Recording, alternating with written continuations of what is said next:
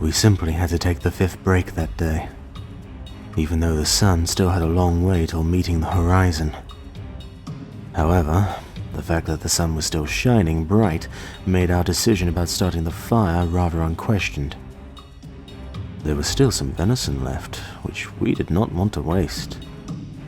While sitting around the fire, eating, and just being focused on our inner thoughts, I couldn't help but notice the constant stare coming from Liz's direction.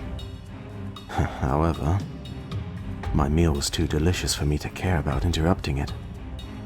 A few minutes later, after my eyes crossed her sight for the 4th time, I simply had to put my bowl on the floor and stare back to her. "What, Liz?" I asked, while being slightly irritated since the smell of the roasted meat below me kept reminding me about my empty stomach. Liz quickly turned her head away, pretending that she lost interest and wanted me to continue with my meal. But it was too late for that now. So, "Please, speak your mind," was the only thing that I could say, though in a slightly harsh way. Well, I can't help myself but to notice the mountains spreading on the north and south are getting closer to us. This means that the only entrance to the Americas is only a few days away. If we get lucky to find the mountain passage, whether it is below or over them, and if we get lucky to survive the journey, we will find ourselves in the unknown land, where the mighty Omni Order rules for centuries.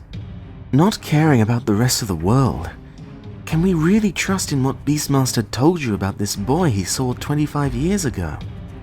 It makes no sense for me to search for help from somebody who is not used to helping out. And what's even worse, our balance in war depends on his words. The words of a man who might not even be alive anymore. Are we really this desperate? Her words struck me in the right place of my heart and released a pessimistic wave of thoughts and questions. Could it be that I was too subjective while listening to Beastmaster and not caring about questioning his words, not even for a small bit? After all, he was talking about a boy who basically resurrected a guy from the dead at the cost of completely destroying everything within a 25-meter wide circle. If this story came out of anyone else but Beastmaster, I would laugh at the guy and thank him for making my day funnier. I did not know what to say and how to respond to her thoughts. I was completely confused. However, Liz lowered her head and took a deep breath, and continued with a sinister voice. "There is also one more thing. We all know about the times when our General Beastmaster disappeared for a few days and made a theatrical return, a moment before our enemy launched what right now looks to me as a completely pointless attack. I can't help myself but to think that something fishy had been going on ever since he got back. He was not acting in the same way as before. His posture was somehow weak. I don't know for sure." This was the moment where I simply had to react. "So, Liz, a general who saved all of our lives is now an object of your dark questions and, sorry to say that, but simply hilarious assumptions? How do you even dare to question him after all he has done for us? It's unbelievable. Take your pessimism somewhere else.